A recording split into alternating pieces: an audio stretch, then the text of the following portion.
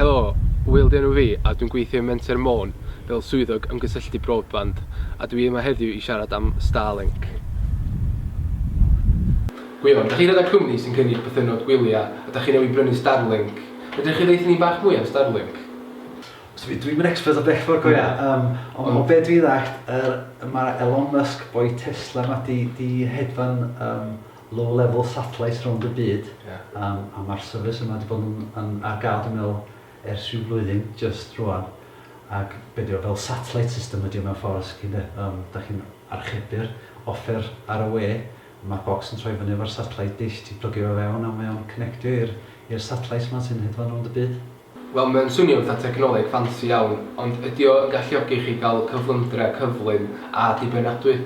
Wrth i be, mae di gweithio ffantastig i ni hyd yma de. Dwi wedi cael ers rhyw 4 mis ond yn meddwl neu 5 mis eich a fe dwi'n mynd siarad o profiad fi'n hun wrth gwrs, ond mae'r speed wedi bod yn ffantastig, oedd y set-up yn briliant hefyd, a y bocs cyrraedd, fel dwi'n dweud, oedd e'n rhywbeth hemnos o archebu fo, dwi'n meddwl. A mae'n mater o dynnu fo'r bocs, clipio'r dish i mewn i'r stand, oedd yn dod efo plwgio o fewn, a dwi'n siŵr o'n i fyny ac yn rhedeg efo'r system o fewn munud swn i ddweud, o'r bocs yn cyrraedd fe. A wedyn ni sbio wan, os dwi'n rhedeg y speeds, fel arfer, da ni'n cael speeds fel fyny at 200 downloads, 200 megs o downloads, a mae'n medru fod fyny at 20 megs o uploads. Yndi, so mae hynny'n gan gwaith be oeddech chi'n gael blaen drwy gopr? Yn union, oeddwn ni'n cael 10 megs download oeddwn ni'n cael cynt, a 0.2 upload go ia. 0.2. A'r 0.2 yna yn lladd ni, da ni'n neud efo'r bythynol gwyliau, da ni'n neud fideos bach neis o'r bythynol. A dwi'n hoffi uploadio hynna i YouTube, os gwrs, ac yn iwsio nhw ar social media o fachu. Ac oedd y proses yna o uploadio fideos yn medru cymryd 8 i 10 awr i fi weithiau, a weithiau sa'n ni'n disgyn drosodd, os ni'n rhedeg o dros nos, ni'n codi'n bora, ddim wedi gweithio.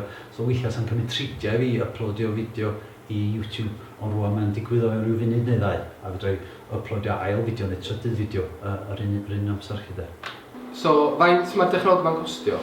Mae o'n drytach o sgwrs na be'r cysylltiad y gynnu ni gynt. Dwi'n meddwl bod ni'n talu 89 pint y mis wan, lle mae broadband arferol, dwi'n cofio oedden ni'n talu £27 y mis oedden ni'n talu gynt. So mae o'n drytach, ac oedd yr upfront cost prynu'r disg, deisio hun, o hwnna rhyw £439, dwi'n meddwl, 439, oedd hynny'n costio fi. Sa'n anodd cyfiawnhau talu gymaint hynny os ydych chi'n mwyn eisiau gwachio Netflix neu plant gael mynd ar social media. Ond i fi fel busnes, mae'n un sens ffantastig, wrth gwrs, mae'n werth y pres i fi. So, diolch yn fawr iawn Gwion am siarad efo fi heddiw yma. Gobeithio wneud y fideo yma helpu pobl eraill sydd yn chwilio am ddatrisiad i broblemau band-eang. Am fwy o wybodaeth am Starlink a unrhyw grantiau fydd eich helpu chi, dilynwch y linkiau isod.